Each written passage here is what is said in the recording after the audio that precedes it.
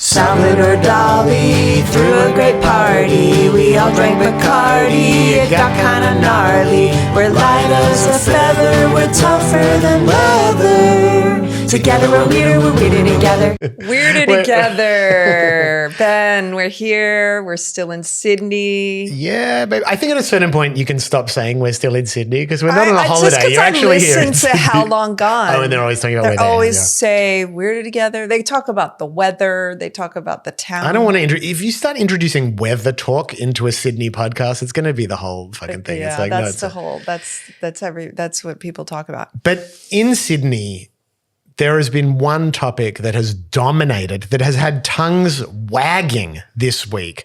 And this is the saga of your brooch at Kitty Callahan's birthday party at Fratelli Paradiso the other night. Now, I didn't want to pull focus. there are Reddit threads. There are conspiracy theories. I mean, it's a mystery. What happened? Wait, dare we say supernatural? It's a supernatural mystery. This is kind of becoming like a ghost hunting podcast. I know. I mean, really, it's not on, you're joking about Reddit. It's not like that. But I did pull focus at the party, which does make me, I like attention, but I would never pull focus. Oh, what an actressy thing to say. I mean, yeah, actresses never pull focus intentionally. I know. Yeah. Well, I don't normally. So Sure. I had a little brooch. It's a little Van Cleef and Arpels brooch. It's adorable. I often wear this very Joan Crawford velvet shoulder padded jacket when I go out. It's very chic, simple. It's like I've had it forever, whatever. Okay. Put on the little brooch. It's my adult child's brooch. Okay, so when you say you have a brooch,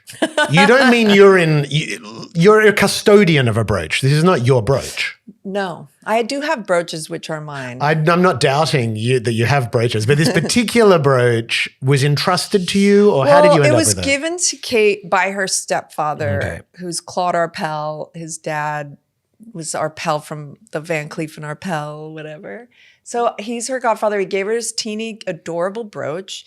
And when she was born, and I've just kept it because she was a newborn baby. And now I think at 24, I can give it to her, especially after what happened. I think also this is the thing. In America, you have higher age of brooch turning over. In America, it's legally, I think, 27. In Australia, it is 24. We actually trust young women with their brooches from the age of 24. Okay, so I can't wait to give it to her. So what happened? To be honest. So I'm talking to this really nice, beautiful woman who we just met. We go to this birthday party. We got invited that day because we just happened to write to Kitty happy birthday. And then she was like, actually, I'm having a birthday if you guys want to come, which was lovely. Lovely. We're still settling in. We weren't fishing for the invite, but we jumped on it. Yeah. Because they have great friends. And so we go to this birthday party and it's early days, but I'm already having great conversations. This woman knew, everybody. Everybody knows this whole group, Sydney, Byron and Lola and all these people. And she's like loving the brooch and I'm like touching it a lot. And then she said, I said, yeah, I love this brooch. It's actually my daughter's and I actually don't want to lose it. I was sort of joking and she said, don't say that. Don't say that. And I said, oh yeah, well, I'm not going to lose it. I've had it for 24 years. I'm not going to lose it. And I really never really wear it. Maybe once or twice. The story is contradicting itself, but I'll let that one pass. This one I don't wear that much. Oh, you wear, okay, gotcha. No, there's another brooch that anyway, I don't really wear this one, but I decided to wear it. Anyway, and then cut to later in the party, like 2 hours later. We're sitting next to each other. And all of a sudden I'm like, oh my God, I lost the brooch. It's fallen off the jacket. It's fallen off. So I sort of tell a few people, we're all looking around, and then I'm just like, we were also rocking a great booth at that moment that we just were like, it was a sacrifice. We fell on our swords. We got up. We all had our flashlights looking for the brooch. Yeah. So then I decide to go outside where I'd been standing on the sidewalk having a cigarette at one point. And the brooch is tiny. It's a little tiny brooch. And I found it. I found the brooch. Then this woman, the supernatural part hasn't come in, but then this Turkish woman was 1 hour after that, because we were at this party for a long time. She comes over and says, in Turkey, you can't put too much attention on an object because it will go missing. And it was so weird because we had been me and the earlier girl, this really nice woman, had been talking about it so much, and people were kind of gagging over it. And she said people were spending too much attention on it. Like you put the evil eye on it. Yes, she said evil eye. Safi talks about this with her mum, and that's Somali culture, that like people can sort of curse you by over-focus. Yes. So then another weird thing, which is truly the mystery, because whether the evil eye is real or not, and the brooch was, it's not, but yes. I really literally just like touched it so much that it loosened it and it fell down. Yeah. But mysteriously got home. And literally, there is a Tiffany & Company engagement box for a ring with nothing in it in my bag. That is so weird. I don't have any Tiffany & Company. You have a ring that you're wearing, a Tiffany & Company ring. That's true. That's Tiffany. Oh, no, it's not. Is that? No, yeah, it is. It is, but we never, it wasn't in that kind of box. No, that's right. And I don't have that box. No. Anyway, this all sounds very like bougie jewelry No, talk, but it sounds like you had a spiritual awakening. I didn't have a spiritual awakening. Firstly, were you being punished karmically for smoking? Because we know in this day and age to be smoking a cigarette. I was gifted an engagement ring box. Right. So maybe we should get remarried. We did get remarried once already. We did it 10 years. We can't do it again. Anyway, I could be like Queer Ultimatum and just like get on my knee. Oh my God, Queer Ultimatum. I not only left with something that I was worried I lost, I left with an extra, something extra. It was a deep experience. What if it was like Gio, he was going to propose to her? And I think, but what's interesting about it is like, we have always loved in Hindu culture, because obviously we went through our whole journey getting married there and I had a guru and all that term Leela, divine play, which is like, I think in like a more Judeo-Christian mentality, they see miracles as always having like a moral purpose to it. Right. Whereas in the Hindu framework, there's an idea that basically like the divine is fucking with you by just like pulling the rug out a little bit. So maybe this was really lucky. And then the next day I just was like, I'm giving this to Kate immediately because I just don't want the responsibility. How did she respond? Is she ready? Does she feel ready for this brooch? I didn't text her because it's complicated, but it would be a weird window into possibly a weird fight because I've been known, I don't even want to think about it. I did give her the wrong passport once. That's true.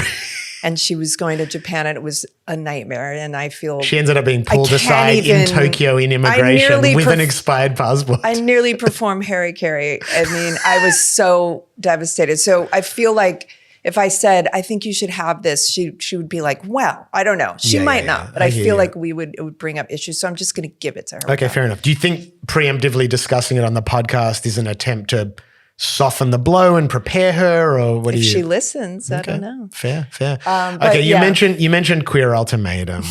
Isn't it wonderful when queer people get to also participate in some of the worst ideas for a TV show that have ever been created?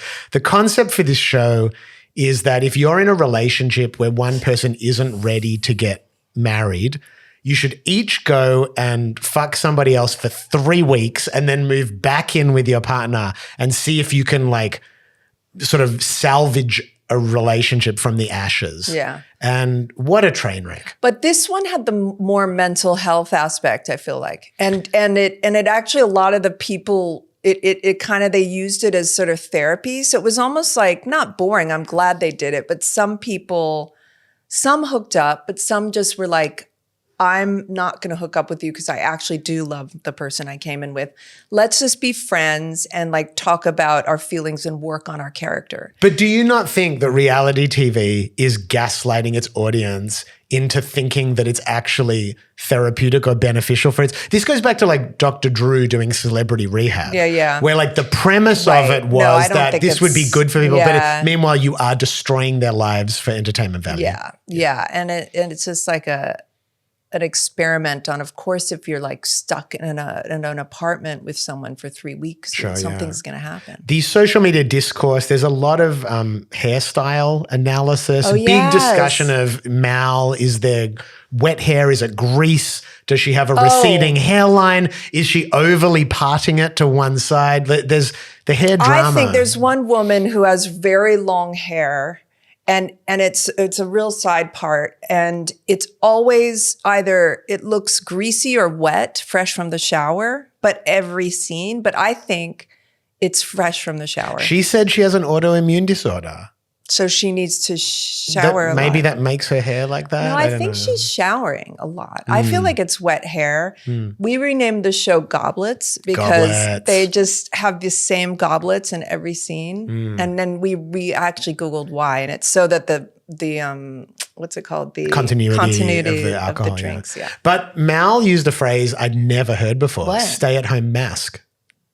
Right. Had you heard that before? Well, I know what it means, but no. I know what it means too, but I Oh, never heard okay. the unique combination of. Yes. She was like, "I want to be a stay-at-home mask." Doesn't want to work. Yeah, she wants to basically be sitting around watching footy, drinking beer. Or It's like, or cooking. She wants to be a traditional lazy husband, Yes. basically. Yeah. Yes. Yeah. Fair enough. Yeah. Fair enough. But I did like the season. I liked I don't know, there's a lot of interesting psychology. I mean, that's why I was always drawn to. I was talking to Kate, she of the brooch that got lost earlier, my stepdaughter. And she was like, Ben, I don't understand. I know you're a smart person. I know smart people like reality TV. Give me the pitch, like really concisely. And I said, it's easy. We know it's not real, but it's like watching athletes. It's watching the fragile human spirit perform under insane pressure. Yeah. I like that aspect of it. I don't watch it on my own, but I love watching it with you. I really do. Okay, I want to ask you about something to see how closely you've been paying attention to certain phenomena going on in the internet world. Okay. If I do this, what does this mean to you? Oh. Sorry, wait, let me do it again.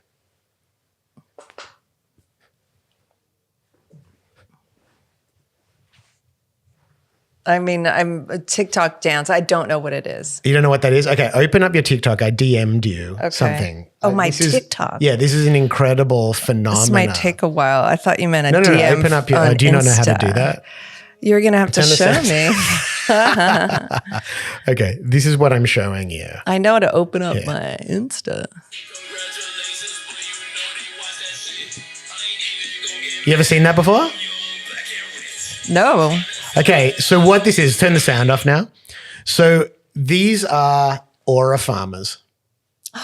And this is an Indonesian boat race called the Pacu Jelo Festival that has been going on since the 1600s.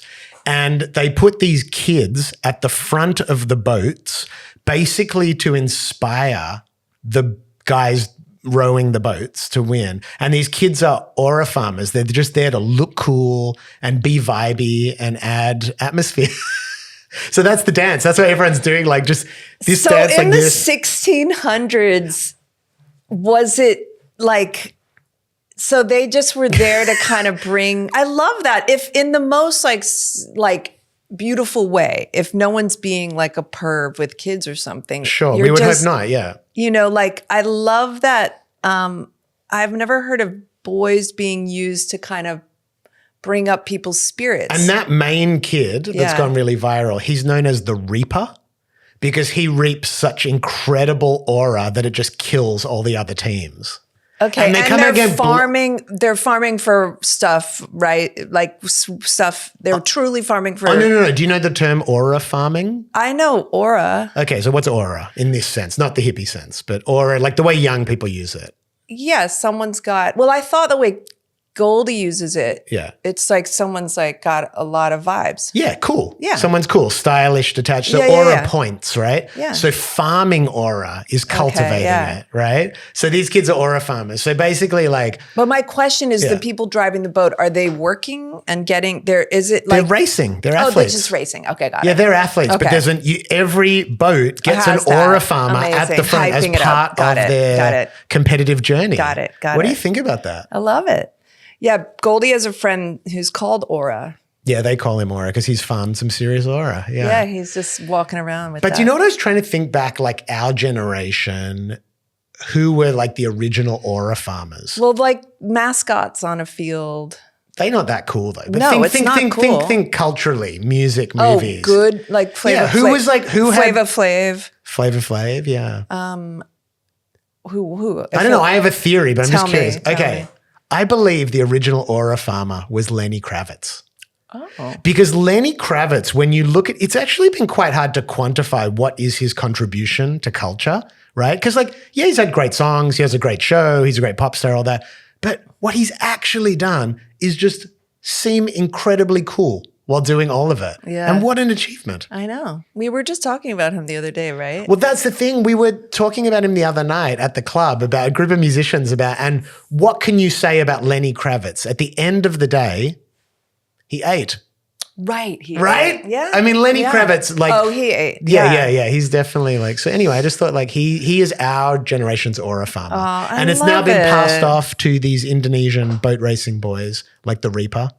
That's all. I had a microdose of acid today that might not have been a micro. Oh, I'm really? just realizing. All good. Okay. But yeah. Well, you're aura farming. I'm not an But aura the old farmer. hippie way you're doing I'm not an aura farmer. I'm too clumsy. And you're so clumsy. I'm clumsy and What did you knock? Well, that was something else, but you knocked two things that was, Yeah. but but you're getting a little better. But you can Used to be see my so- effort. With everything I do, you can see my effort, which is why I'm never technically going to have the real aura that Stephen Malkmus has or Jay Mascis has or Lenny Kravitz have, where it actually seems effortless. It goes into hyping up. My aura points are full of effort. Yeah. You more have genuine aura. Yeah. But I don't know if I can make a boat go. No, that's true. So wait, I wanted to chat to you about this. I was really excited to order this book from Amazon. Larry Charles, who was the director of all the initial Seinfeld episodes, it was him, Larry David, and Seinfeld sort of working on the show initially. He went on to do all of Sacha Baron Cohen, Bill Maher's Religulous, the Bob Dylan movie Masked and Anonymous. Fascinating guy. And he wrote a book called, and director. Yeah. Wrote a book called Comedy Samurai.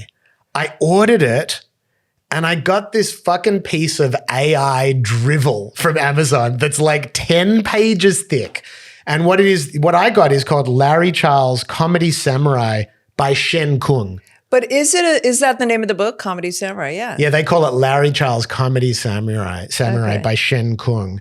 I'm not suggesting that Shen Kung is not a genuine human being with a full range of artistic aspirations, but this seems to me like it was churned out in 30 seconds by ChatGPT. So Samurai, who do you think made? Yeah. Anyway, AI. But Yeah, and then I went to I was afraid you were going to throw it away, but I wanted to read it I first. tried to throw it away, but it was still at the bus stop when I came back to it this morning. No one wanted it. But listen to what it says in it. It's kind of amazing. There's a disclaimer. This book is intended as an informational summary and tribute to Larry Charles' contribution to comedy and entertainment. It is designed as a short read for those who want to learn about his remarkable career without committing to the full-length autobiography. No copy. Anyway, they're basically saying readers, for a complete authorized account, readers are encouraged to purchase his official memoir. That's a scam, man. Did you see any of these for your book online? Yeah, there was one.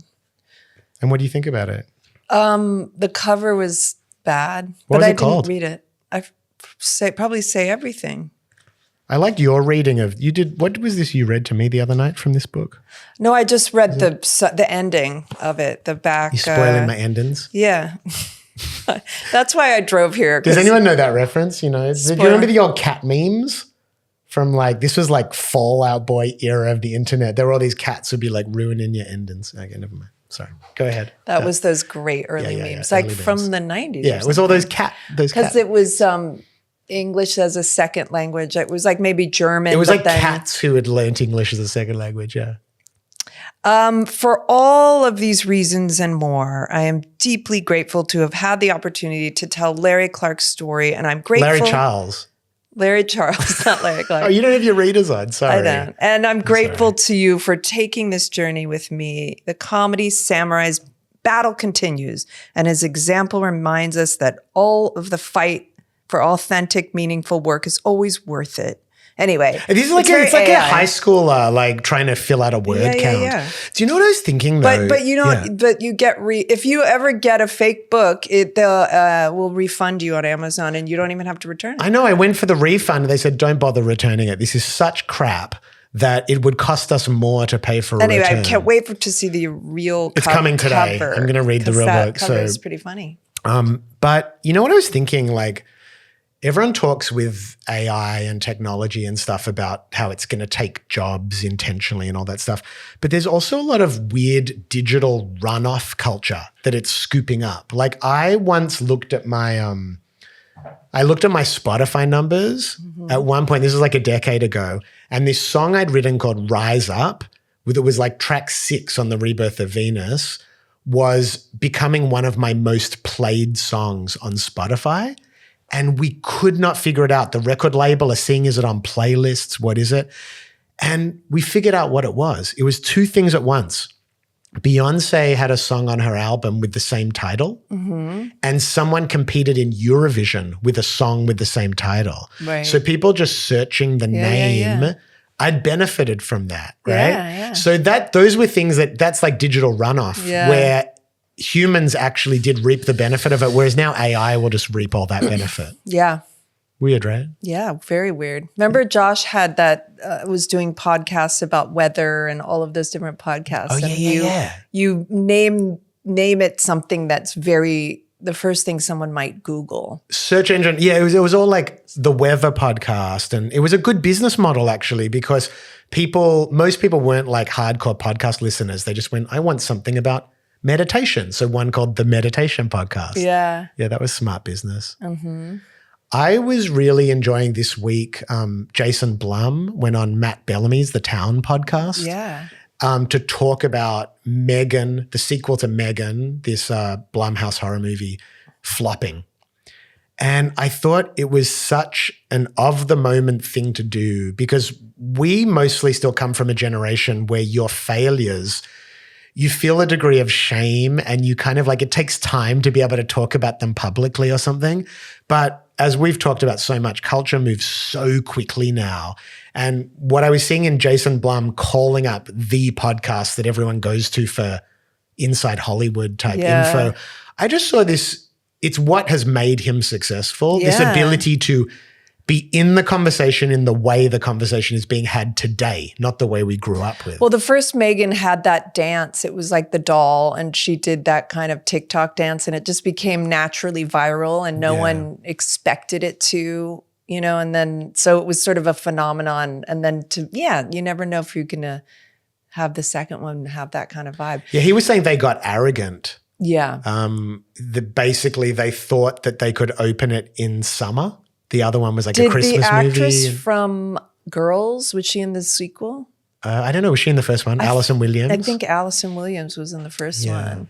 But have you, I don't know, I was just so interested in this idea of like immediate accountability with digital culture. Like I'm just finding that because we're doing the podcast, and I'm correcting myself a lot because you say things, and especially if you're a little bit provocative, people come in with like, talking about All Day and K-pop, a bunch of people came on the TikTok and were like, end Asian hate under the TikTok from the clip from this podcast. Like, I had no idea that a sort of aesthetic attack on K-pop as a genre could be perceived as being racist. Defending. I was the that's true. defender. You were. Well, you're doing your part to end Asian hate. Yes. Yeah.